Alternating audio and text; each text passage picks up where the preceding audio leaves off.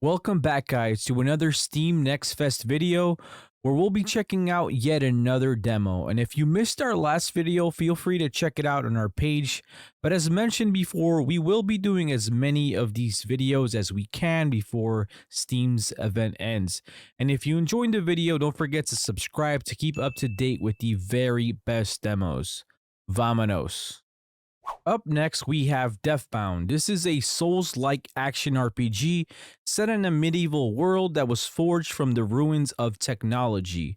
Now, unlike most Souls-like games, in Deathbound you can take control over multiple characters that are called essences, each which has their own unique playstyle and abilities. You can have up to 4 characters equipped at once to assemble your party of choice, and alternating between essences is as easy as a click of a button.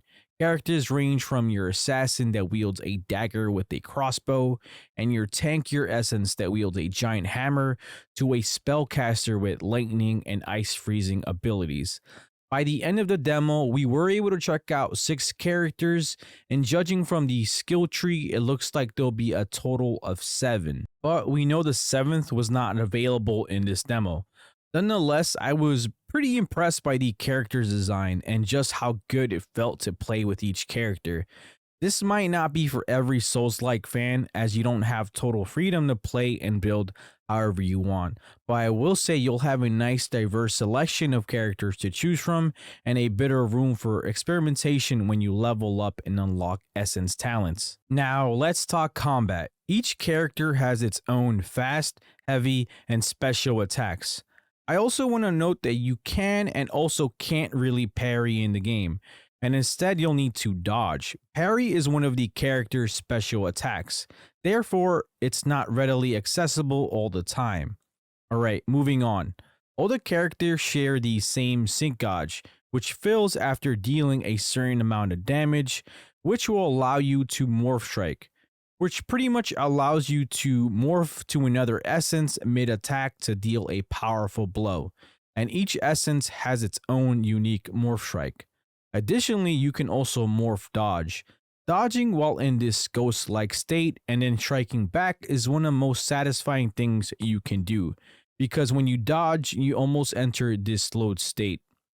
Another thing you should be conscious for is that while each essence has its own health bar, if any reaches 0, then you will lose. But on the other hand, dealing damage will partially heal any inactive essences in your party.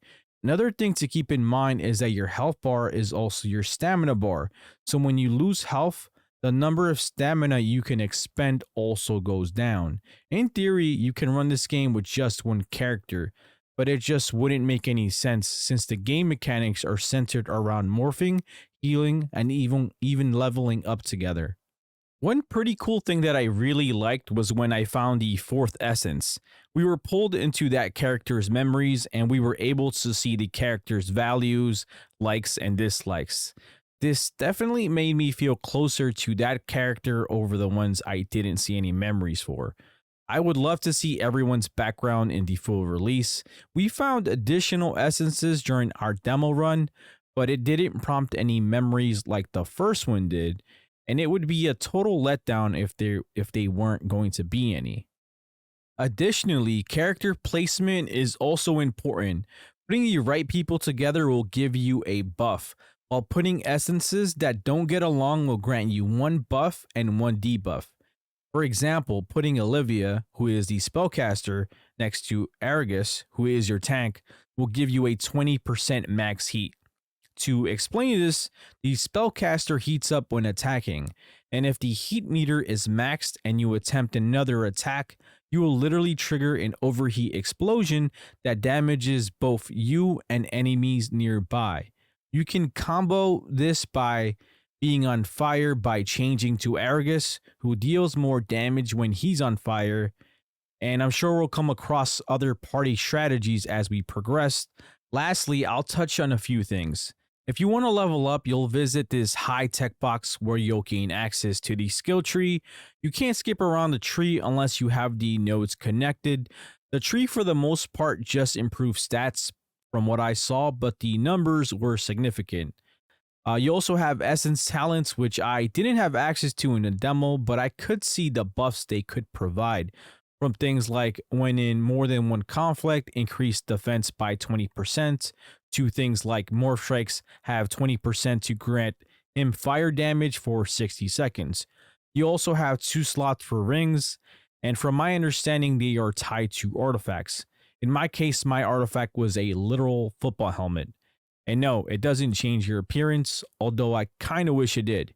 Each ring has 2 buffs, and one can be increased by leveling up the mystic bonus part of the artifact, while the other can be increased by leveling up your ancient bonus. Lastly, let's talk boss fights.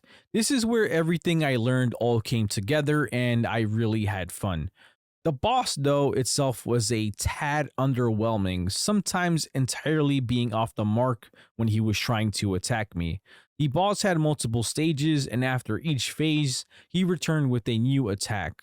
Overall, I really did enjoy this one. I did have some performance issues here and there, but I'd say there was way more good than there was bad, and I'm hopeful it'll be squared away before launch. As of right now, we don't have an official release date, but we know it's planned to release sometime this year. Anyway, guys, let me know what you guys think. Is there anything I missed? Let me know in the comments. Don't forget to like. We are still a pretty new channel, so it helps a ton. And don't forget to subscribe to keep up to date with the rest of the Steam Next Fest entries. I'll see you on the next one. Peace.